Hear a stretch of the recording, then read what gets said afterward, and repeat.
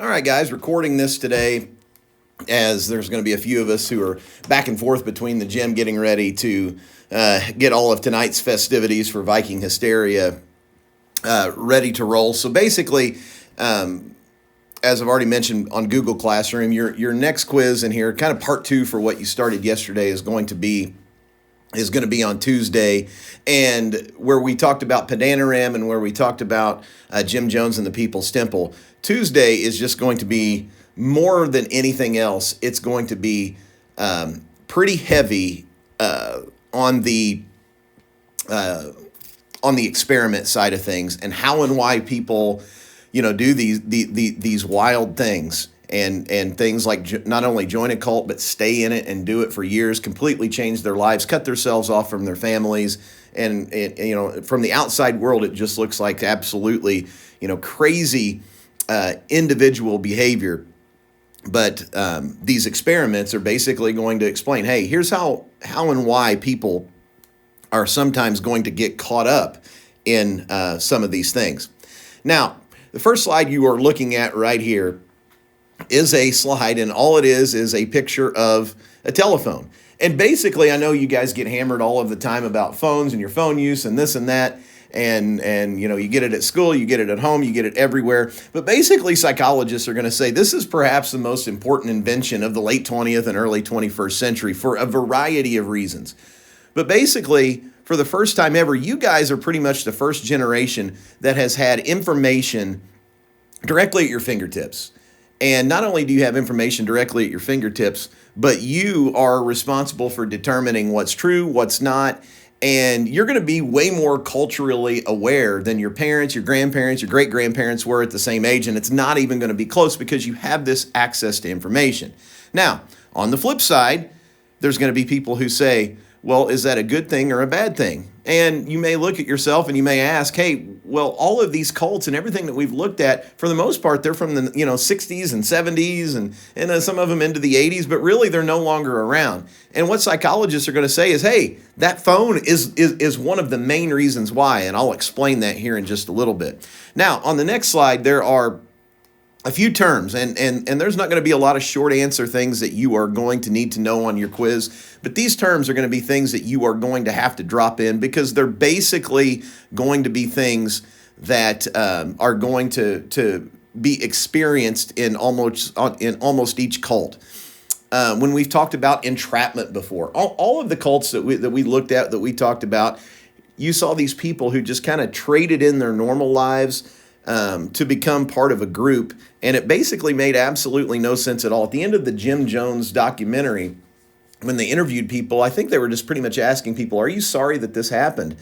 And, most of the people said, no, I'm not sorry that it happened. I'm sorry that it didn't work out. So still, they were justifying years later their commitment to what they were doing. They were kind of mentally trapped in that group. And hey, I'm sorry about the suicide, but in reality, I'm more sorry that this just didn't work out like we expected it to at the beginning.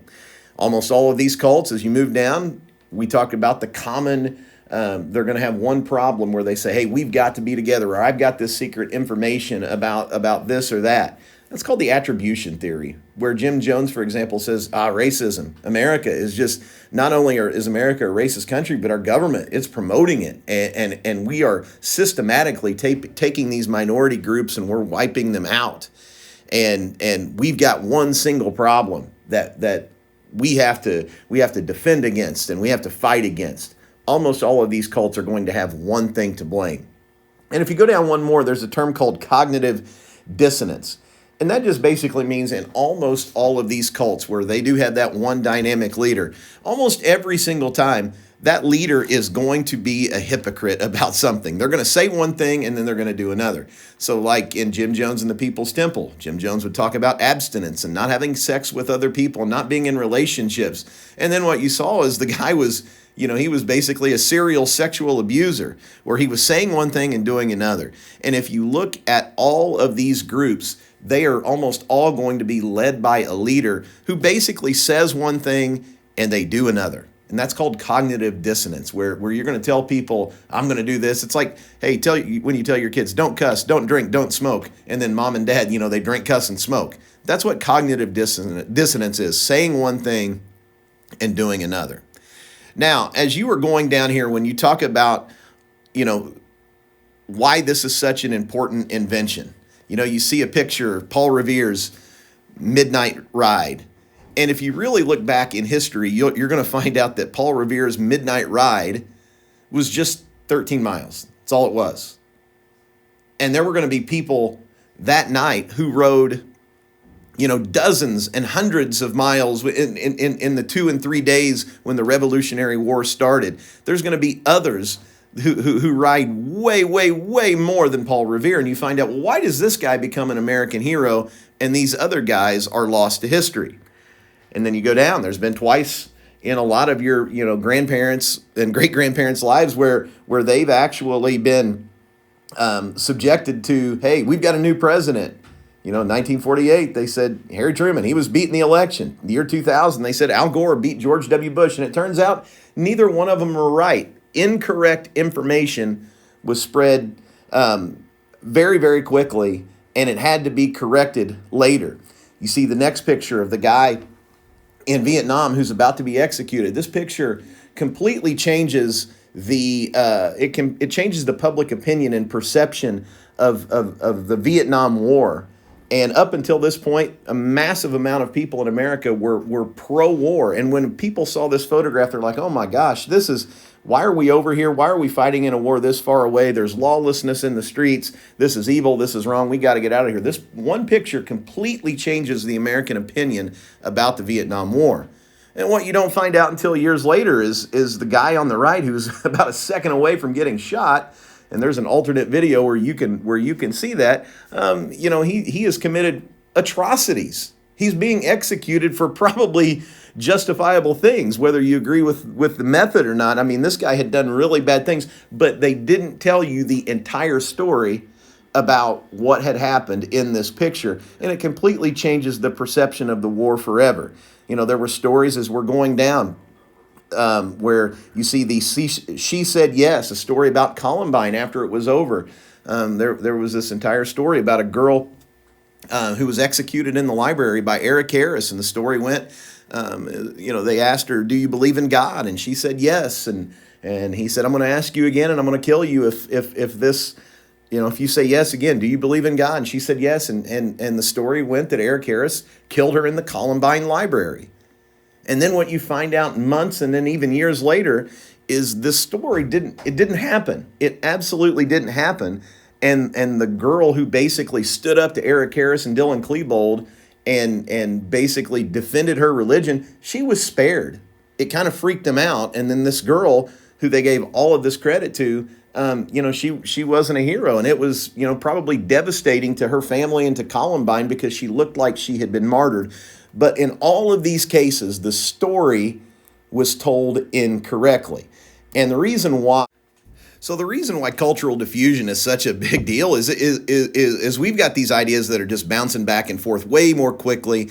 And basically what it says is your generation right now, you are picking up the good, you are throwing out the bad, as far as ideas, cultural trends, etc., way more quickly than ever before. So essentially what we're saying is anytime something like this would be crazy, we would be way more aware of Jim Jones. We'd be way more aware of Heaven's Gate. We would be way more aware of some of these things. We would know about them almost instantly, where in the past, we did not have the ideas. We did not have the technology to spread these ideas like we have in the past. And I think you see that if you go down to these charts. You know, if you would have told me when I was a senior in high school that we would be on the verge in America of completely legalizing marijuana, or we would be 7 or 8 years into gay marriage, I would say there's no way. But you see in the mid to early 2000s, political opinions about these things just rapidly change. And the reason why they change so quickly is because, you know, ideas and back and forth. And I'm not saying I agree with either. I'm not saying that I don't. But more of these ideas had basically been passed back and forth. They had been debated and basically accepted by a society. And that's why you're going to see this rapid cultural change, because you guys in your generation, you've got way more access to technology than anybody in the past. And basically, if you go down to material and non-material culture, that's what's going on. You're seeing those fashion trends more quickly. That's what material culture is. You know, kids in New York and kids in Montgomery are way more similar today than they were a generation ago, because we have access to all of these trends and what may be in style, what may be the verbiage, the lingo that people are going to use, the ideas that people are going to have. And then the non-material culture, it's, you know, these beliefs, these ideas, how you're going to talk to each other, your values. These are going to be spread way more quickly. Whereas in the past, you had to wait for the newspaper. You had to trust what the news told you at night, or you had to wait for a catalog or a magazine. Now it's going to be spread almost instantaneously. And if you go to the last slide, where it talks about cultural lag, cultural leveling, how the time between these things is basically going to be shrunk. Cultural lag is there's going to be times where there's going to be a part of America or a part of the world that just doesn't accept an idea. And basically what we say now is, with this technology, it's almost just a matter of time. People are going to rise up, they're going to ask for what they want, and their societies, their cultures, they're either going to adapt and adopt to what these people want, or they're going to get ran over. But cultural lag, these are places that don't adapt to this cultural change. Like the South, after the civil rights era, it took them a little more time. But eventually, the rest of the United States and the world said, this is what we've got to do. This is the way we need to live. This is what we have to do to heal our country. And then we talk about cultural leveling. And this is just the idea that, hey, the entire world is becoming more and more similar. We eat way more foreign food. We dress more like people in foreign countries. We have children learning different languages way earlier. We've got similar ideas. Heck, we've got, people now who say we need common currencies around the world. We need, we need one world type of money. We've got Bitcoin. We've got all of this other things that people around the world have access to. It's not just an American thing. And how globalization is becoming more and more prevalent. So as much as you guys get ripped about different things, you're way more of what we would call a global citizen than people have been in the past. So basically what we're going to get to, and as we've already talked about, and we'll review it on Monday, is this second part of your quiz is going to pretty much almost be an essay part yet again, but it's going to be about these experiments that explain why people join these groups, and these terms are kind of going to be sprinkled in, and we will explain it. So anyway, that'll be Tuesday. We will talk about all of this, go over it, have a quick review on Monday, and then quiz Tuesday, and we'll be out of here for Thanksgiving. So that's it, and we'll catch you guys later.